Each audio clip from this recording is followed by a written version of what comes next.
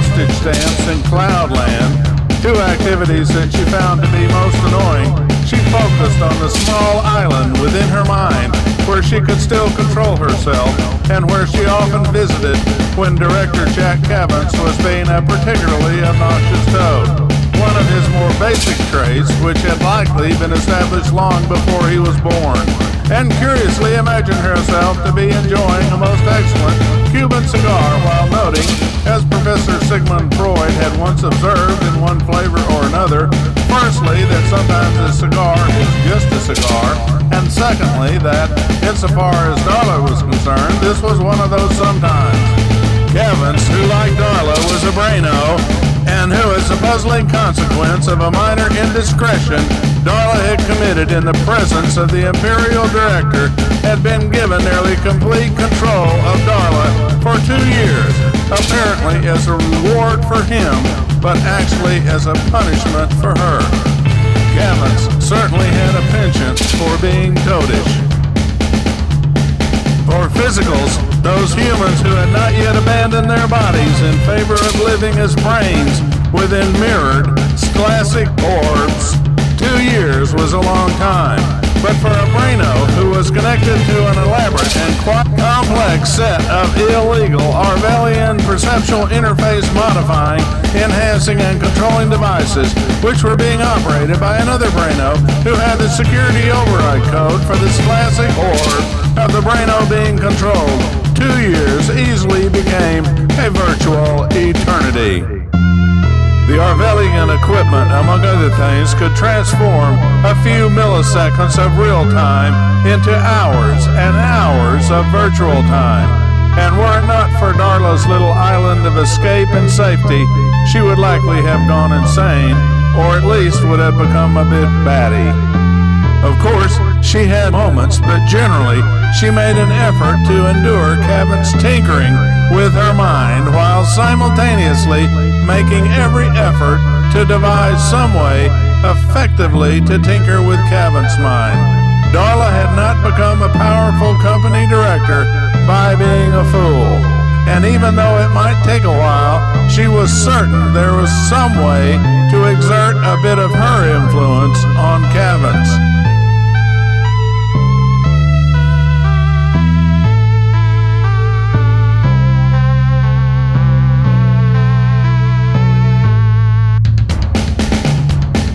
Lately, Darla had begun noticing a pattern in Cavin's strange machinations, and the pattern of events usually began by Cavins making her float among clouds and fog while she was forced to lick postage stamps. After doing this for a while, Cavins then would begin playing musical recordings from the 1930s and 1940s of the planet Earth, and since this music nearly always made Darla want to do what she called her sexy dance, Darla would soon be dancing like Ginger Rogers in an enchanting private ballroom that suddenly appeared in an open area among the clouds and fogs of this place she called Cloudland. At the edge of the ballroom, the dance floor blended smoothly into the fog, but although there were carefully placed bright lights all around the ballroom and a spotlight which followed her as she danced around the ballroom, she occasionally could glimpse twinkling stars through the clouds that slowly drifted overhead. Calling this surreal was no exaggeration, because much to Cavin's credit, as a skilled Arvelian interface controller, Darla truly felt like she was in a movie for which she was the director, choreographer, and star.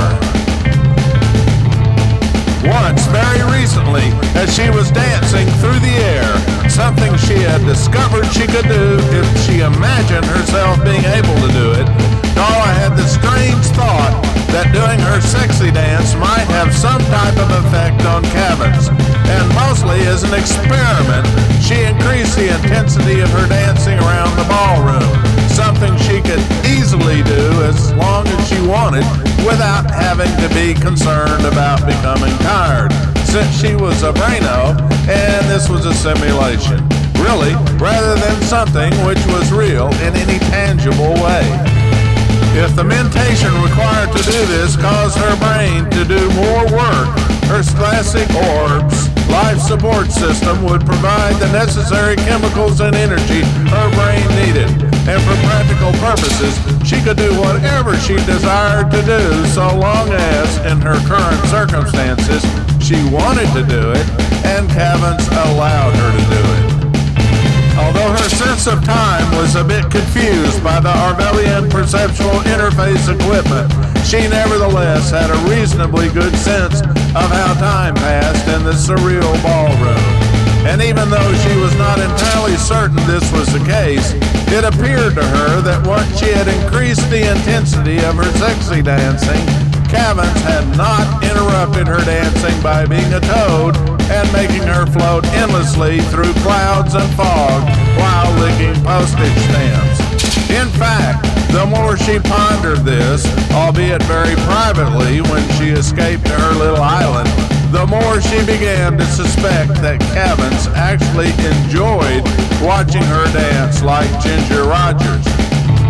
Being especially bright and understanding fully on many levels that enjoyment and pleasure are powerful motivators, Darla began to devise a strategy which she hoped would increase her power in this strange game Cavans was playing with her, apparently toward some goal which she simply could not understand or imagine at the moment, no matter how much she tried to comprehend it. Her strategy was very simple, really, and the first step was to engage Cavans in some type of conversation. Virtually anything would be significant, because so far Cavans had never said even one word to her formally. Instead, at least as it appeared to her, Cavans devoted most of attention to operating the various Arvelian perceptual interfacing devices and, perhaps occasionally, devoted a bit of his attention to observing her in some way that she sensed but could not exactly describe. If she had been a cupcake or a glass of wine, she might have thought that Cavans was tasting her. But insofar as Darla knew, there was no way to taste the thoughts of a braino.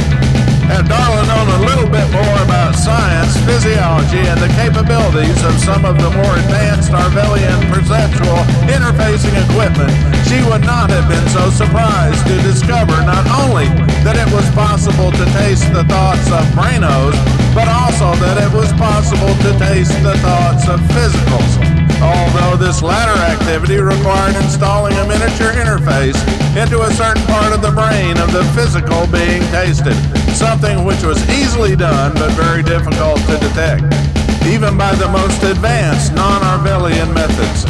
In fact, although it was unbeknown to Darla, Cavans' primary activity and purpose in everything he did with Darla was to taste her thoughts more fully than any other braino or physical before. And since Cavans had been perfecting the art of tasting thoughts for centuries, in a strange way, it was a bit of an honor that he had selected Darla specifically to become his thought-tasting masterpiece.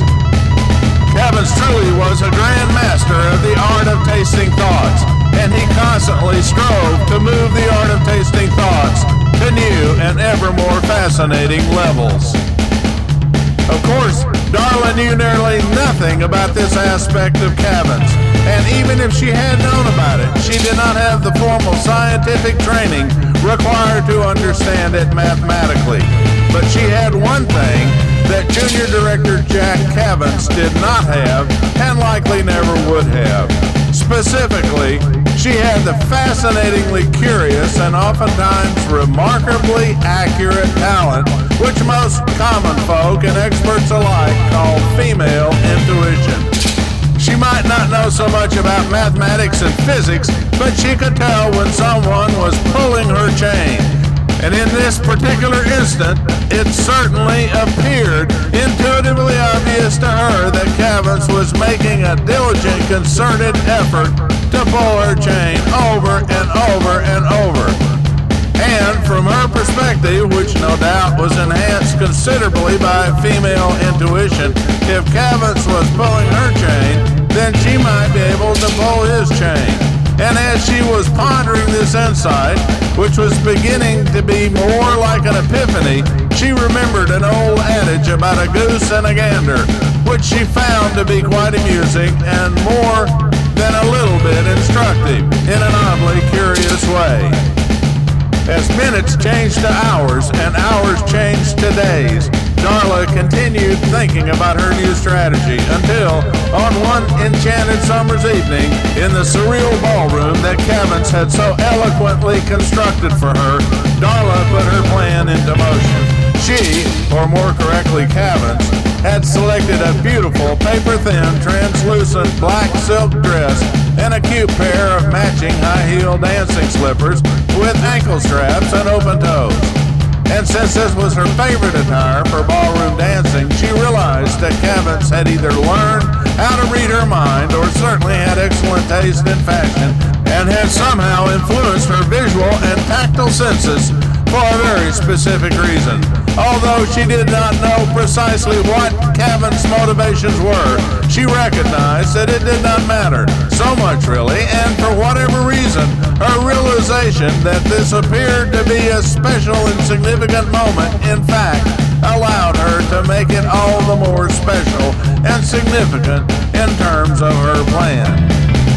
From Darla's newly found perspective, if Cavins desired to dress her elegantly with a hint of sensual eroticism and to play with her like a doll, then perhaps she would become a bit more of a doll than Cavins had ever imagined she could be. And simply stated, this is what she did. As she danced around the surreal ballroom, instead of focusing entirely on enjoying the moment and herself, Darla began looking around the ballroom a bit more intensely, but nevertheless surreptitiously. In effect, although it is difficult to describe in a tangible way, what she was doing was attempting to look beyond the boundaries of the surreal ballroom towards the goal, perhaps, of seeing or sensing more of what Cavins was doing or observing. And after doing this for a while, she did something which quite startled Cavins. She spoke directly to him in a voice that he had neither expected nor imagined to hear, especially considering the dulling effects of the elaborate and complex Arvelian perceptual interfacing equipment he was using to control Darla.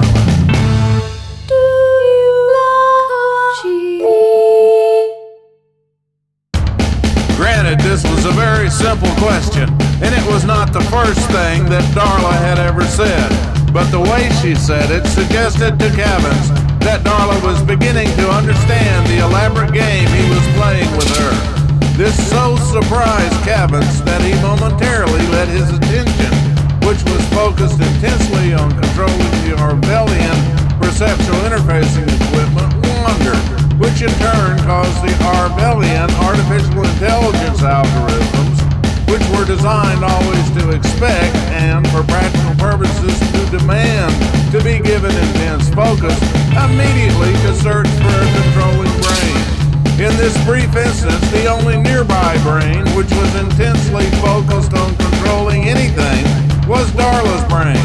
And in a very beautiful way, the Arvelian perceptual interfacing equipment not only understood on the most intimately deep level precisely what Darla wanted, needed, and desired to hear, but also captured the mind of junior director Jack Cavins, created a suitably attired simulacrum for him, made this simulation of him appear in the surreal ballroom, stood him directly in front of Darla, made his eyes look into hers, and then directed him to say this word.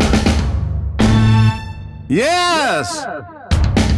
In another galaxy, thousands of light years away, Lolawagi, the favorite Arvelian consort of the Imperial Director, sprouted a small blossom whose enticing fragrance was her way of sharing an amusing thought with the Imperial Director when she was in her plant phase.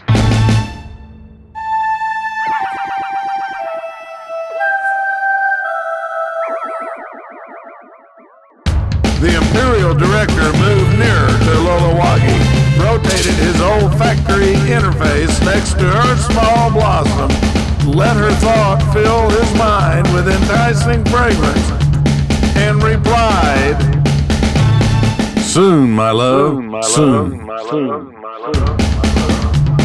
Back in the surreal ballroom, floating among the clouds, rolling fog, and twinkling stars, junior director Jack Cavins, who was a physical, had been afflicted with a curious medical condition called jumping French-Canadian amain, began flapping his arms wildly and screaming hysterically, "Yes! Yes! Yes! Yes! Yes! Yes!" Outwardly, director Darla Trivet did not move or even twitch a muscle, but inwardly she smiled and had an amusing thought about the goose and the gander.